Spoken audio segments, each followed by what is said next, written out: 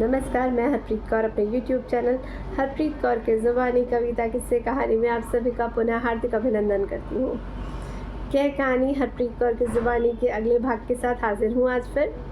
दिन मंगलवार। आज हम सुनेंगे एक मोटिवेशनल स्टोरी, एक ऐसे गरीब बेरोज़गार इंजीनियर लड़के की कहानी, लेकिन जिसने अपनी ईमानदारी से कैसे अपना जीवन बदल लिया।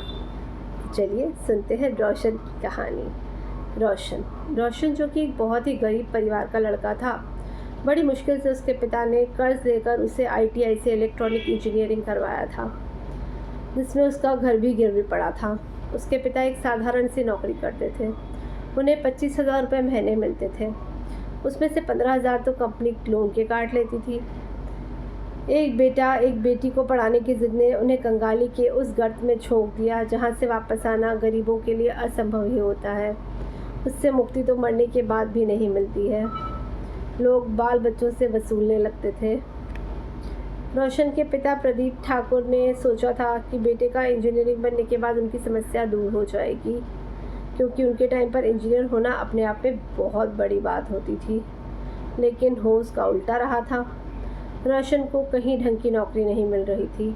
वह धक्के खाते खाते थक गया था। घर के हालात से बहुत दुखी था। मजबूरी में उसने वॉचमैन की नौकरी पकड़ ली थी, क्योंकि जब तक ढंग का जॉब नहीं मिलता तब तक खर्चा भी तो चलाना ज़रूरी था। लोग ताने मारने से नहीं चूकते थे। एक रिश्तेदार ने तो कह दिया, जब वॉचमैन ही बनाना था तो इतना कर्ज लेकर पढ़ाने की क्या ज़रूरत थी। लोगों की बातें और पिता को कर्जदारों से जूझते देख उसका दिल बैठा जाता और वह जीने का अरमान छोड़ देता है। उसे लगता है ऐसी ज़िंदगी का क्या फ़ायदा जो अपने घर वालों को कोई सपोर्ट ही नहीं कर सकता। वह अपनी ज़िंदगी को समाप्त करने की सोचता है और घर से निकल जाता है। रास्ते में वह आत्महत्या के कई तरीके सोचता है, पर करने की हिम्मत नहीं पड़ती है। पहले सोचता है ब्रिज से नीचे कूद जाऊँ, फिर कहीं अगर हाथ पैर टूट गए और मरा नहीं तो माँ बाप पर और मुसीबत आ जाएगी। फिर सोचता है कि कुएं में कूद जाऊँ, फिर लगता है उसे तैरना तो आता है तो कैसे डूबेगा। इस तरह खुद भी कई तरीके से सोचता है और उसी तोड़ में ये भी सोचता इसी उधेड़-बुन में वह कब फुटपाथ से सड़क के बीच आ गया उसे पता ही नहीं चला।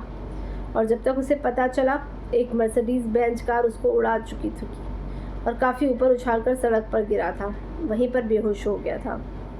मीडिया में हल्ला मचा था कि एक बड़े बिजनेसमैन ने अपने गुरूर में गाड़ी चलाते हुए सड़क पर एक लड़के को उड़ा दिया। सभी उसे सज़ा दिलाने पर उतारू थे। दरअसल वह बिजनेसमैन गौरव मेहता एक साफ सुथरा ईमानदार बिजनेसमैन था। ना ही कोई गलत काम करता था और ना ही किसी गलत काम को बढ़ावा देता था। वह देश के प्रति ईमानदार भी था, तो उससे भी कोई पैसे मांग नहीं पाता था और मांगने पर वह देता नहीं था। तो बहुत सारे सरकारी और गैर सरकारी संस्थाएं भी नाराज़ रहती थी। अब सभी को मौका मिल गया था। रोशन के सर पर बहुत अधिक चोट आई थी। वैसे एक्सीडेंट के बाद मेहता ने ही उसे अपनी गाड़ी में डालकर अपने खर्चे से ही हॉस्पिटल में भर्ती कराया था। फिर भी लोगों का क्या, वह तो उसे फंसाकर पैसे इतना चाहते थे। रोशन को होश आता है। उसके माँ बाप और बहन तीनों उसके पास ही बैठे थे।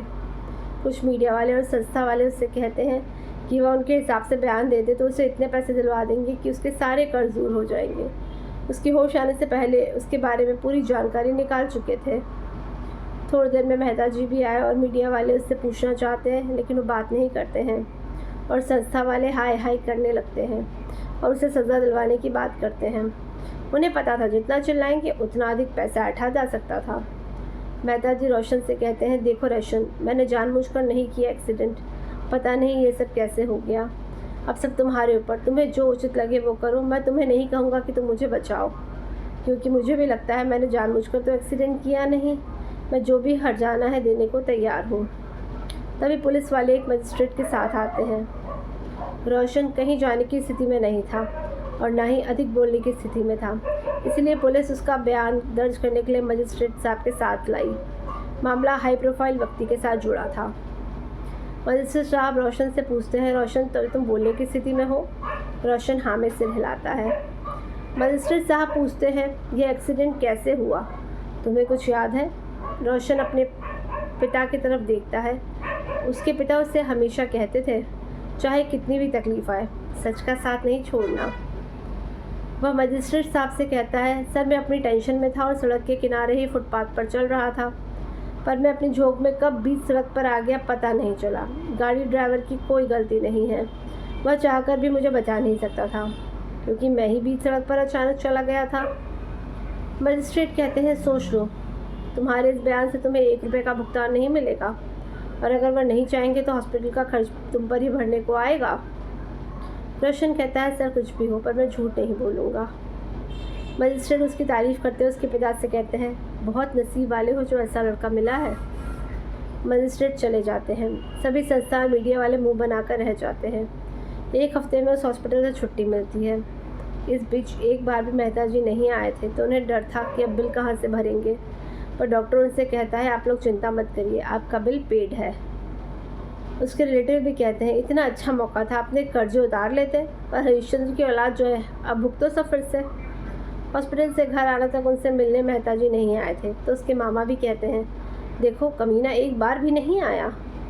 तभी एक कार आके उसके घर के सामने रुकती है। उसमें से एक सुंदर सी लड़की उतरती है और उसके घर के बारे में पूछती है।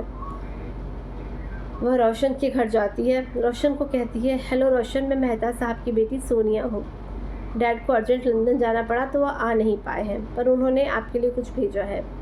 वह एक लिफाफा देती है, तो बिस्तर पर पड़े पड़े ही रोशन खोल कर उसके अंदर से पेपर निकालता है। तो पहले एक चेक निकलता है जो उसके पूरे कर्जे के बराबर की रकम थी, पूरे 22 लाख, जो उसके पिता को चुकाने थे, और दूसरा लेटर था उसकी ज्वाइनिंग का उस कंपनी में।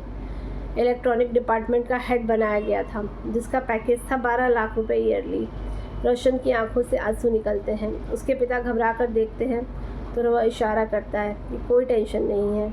वह चेक पिता के हाथ में थमा देता है और उनके भी आंसू निकल आते हैं। वह सोनिया के पैर छूने लगते हैं, तो वह उन्हें रोकते हुए कहती है, नहीं अंकल, ऐसा मत करिए, आप मेरे पिताजी की उम्र के हैं, मैं आपके लिए बेटी समान हूँ। मेरे डैड हमेशा ईमानदार और शरीफ लोगों का साथ देते हैं। रोशन, तुम्हारी सैलरी अभी से शुरू हो गई है, ठीक होने के बाद तुम ज्वाइन कर सकते हो, और कोई ज़रूरत हो तो मुझे डायरेक्ट कॉल कर सकते हो। वह अपना नंबर देती है और उनसे इजाज़त लेकर चली जाती है। मारे खुशी के रोशन सोचता है कि नीति भी क्या क्या रंग दिखाती है। यदि मैंने आत्महत्या करना सोचा होता तो आज वही वॉचमैन होता। इसका मतलब कई बार बुरी घटनाएं भी हमारे लिए अच्छे मार्ग खोल देती हैं। बस धैर्य से सभी बुरे दिनों का सामना करना चाहिए। नीति तो अपना खेल खेलती ही है। और सबसे बड़ी शिक्षा इस कहानी से, ईमानदारी से बड़ा ज़िंदगी में कुछ नहीं होता। हमेशा ईमानदार रहिए, दूसरों के साथ, अपनों के साथ, अपने रिश्तों के साथ। ईमानदारी ज़िंदगी में सबसे बड़ा गुण है। ईमानदारी का फल ज़रूर मिलता है। बहुत शुक्रिया।